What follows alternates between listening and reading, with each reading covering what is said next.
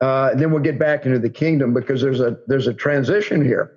So because you're a Napoleon Hill instructor, leader, you know Don Green well, and you know Jim Stovall, and that's kind of when I said we got off on a really good thought there. I like the way we did it, because when we said we're going to do this show, we said let's just talk and see where it goes, because that's so preparing for the show with you today.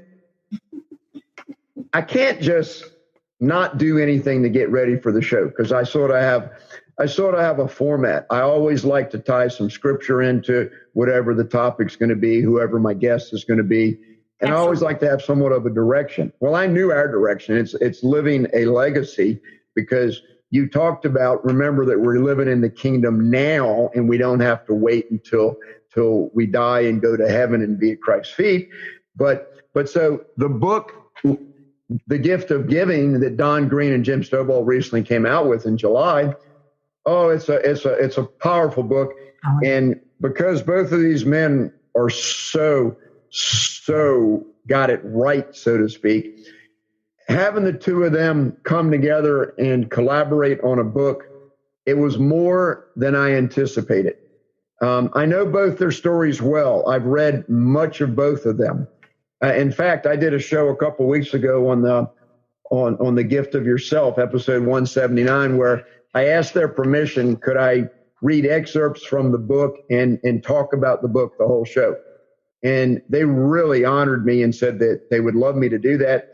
And I got the ultimate honor from Don Green, because after I did it on their Thought for the Day on the Napoleon Hill, naphill.org website, where they after they do the Thought for the Day, which is an incredible way to get your day started after you pray, it always highlights the book that the Napoleon Hill Foundation is recommending at the moment.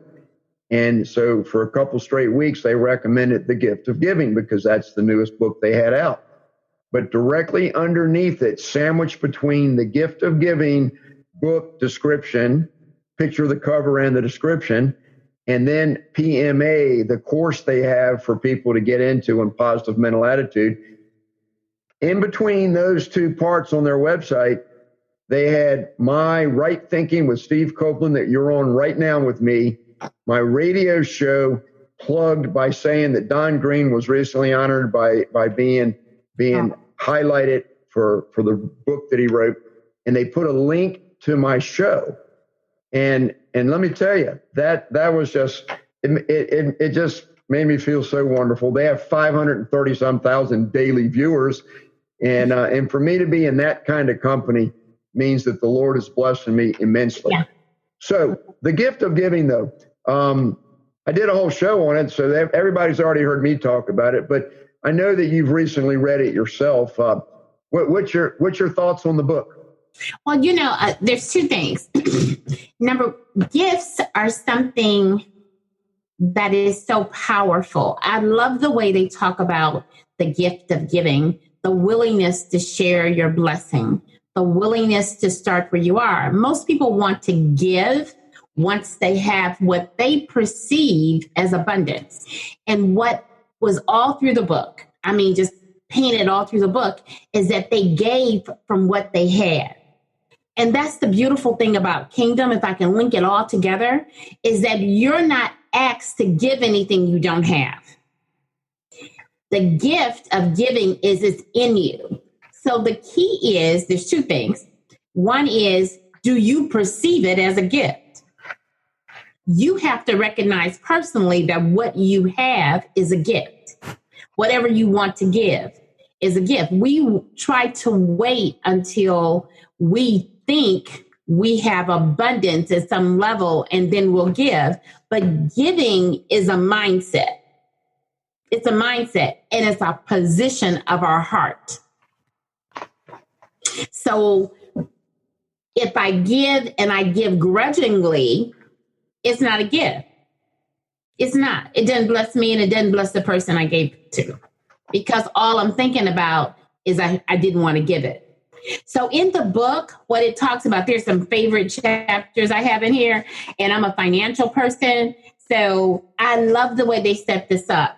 They talked about, the first part of the book, of course, is Stovall, and he's talking about I'm going to call it process, his pathway to giving, and how when you determine that you want to give something, how it's like the windows of heaven open up and you start getting, I'm going to call it pieces, whether it be mental thoughts and ideas or processes, so that you're able to give the gift that you say you want to give.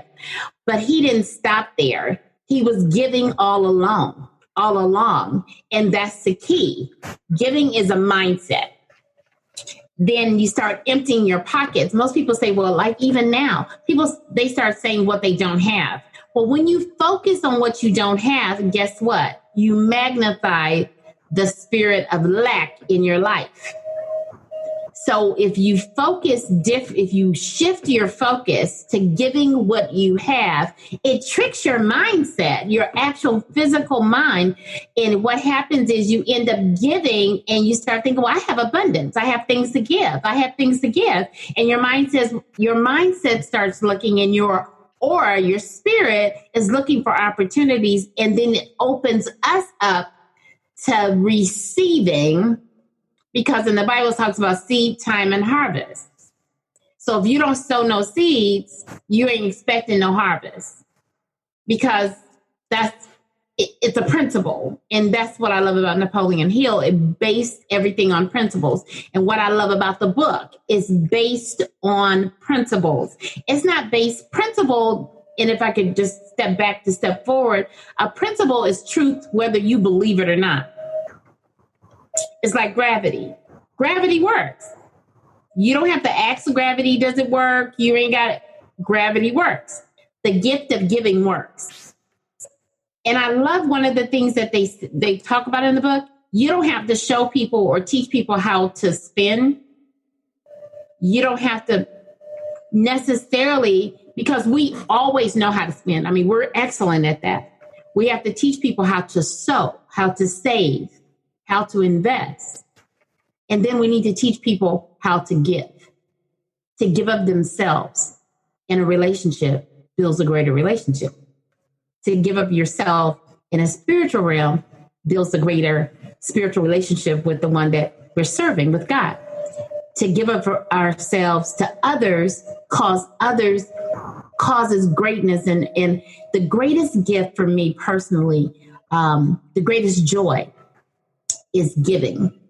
And it triggers an endorphin in our mind and our body. That's a happy thought.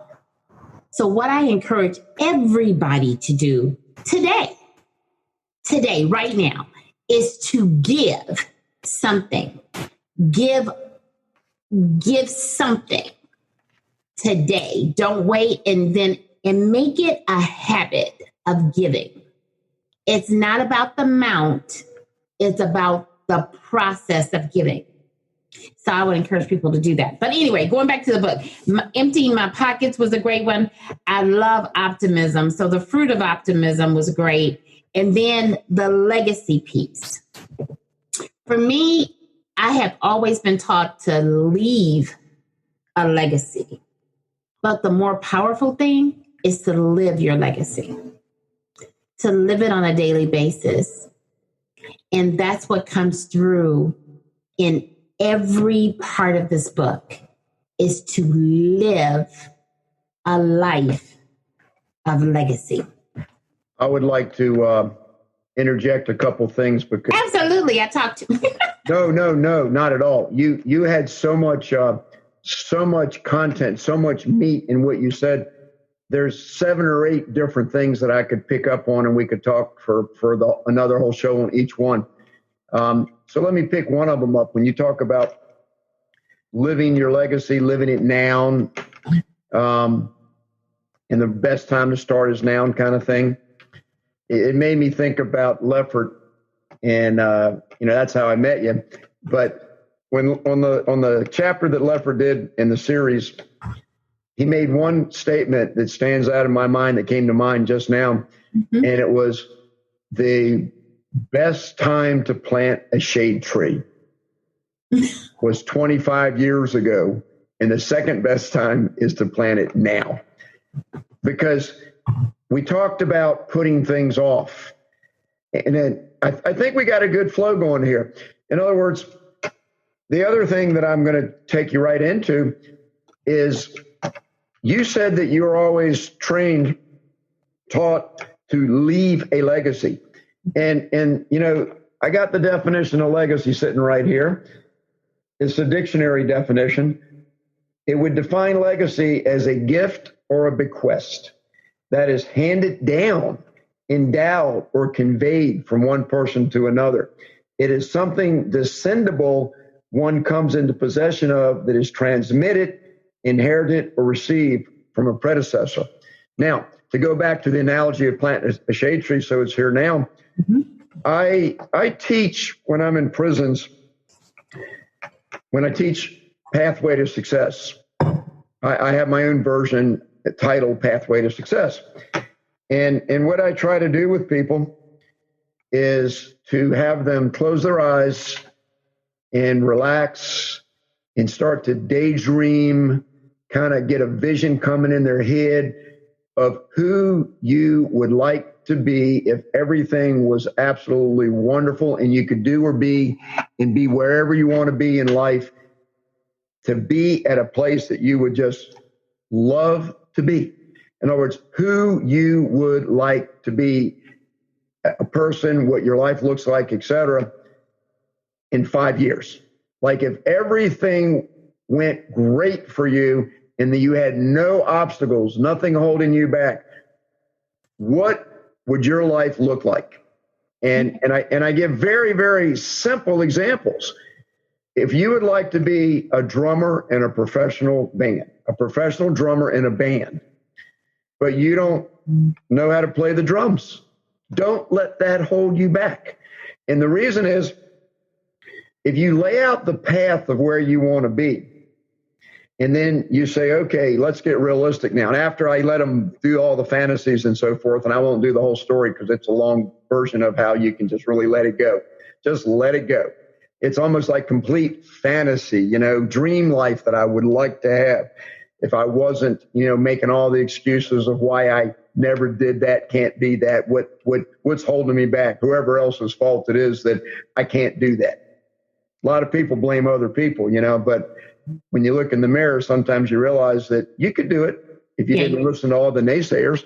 But the point is, then I say, okay, wake up for a second. Now, you really want to do that? You really want to do it? Because if you don't really want to do it, it's not going to happen. But if you really want to do it, then now let's design a path. What are all the steps that you have to go through in order to become that person? Now, and that's where I'm going into this. You just did a beautiful thing about imperfections in nature versus man-made things that are supposed to look kind of perfect. And what I want to tell you is, I believe that one of the greatest things that we can do, and we're going to come back to Kingdom in a second. I'm giving you your platform in a second here to go right back into this. One of the greatest things that we can do is believe. Believe in what God, our faith, believe in what God has for us, why he created us, the riches and the abundance that await us when we know that, when we accept it, when we trust him, when we let go, when we give it up to him and not have the fear. And so, but being natural. And so if you want to have a legacy, if you want to bequeath something to the world, you want to be a person that's the old sad story of the parents of the 50s and the 60s and into the 70s, that the father worked all the time generally. And he was never there for the kids. He never went to a school event. The mom did most of the stuff back in the old day. Well, I turned my life around and I went to I did 150 some field trips where I volunteered and went on field trips. I was a parent representative in the site-based management team for the school. I went in classrooms all the time. I set up a program in the school to teach parents how to use computers and the kids, whatever, family computing, quality time, giving your kids a head start. But what I'm saying is, if you want to have a legacy, you have to live that legacy. That's the title of the show, Living a Legacy. That's the point of the book, The Gift of Giving, is to start doing it now. But you have to be the person that you see in your daydream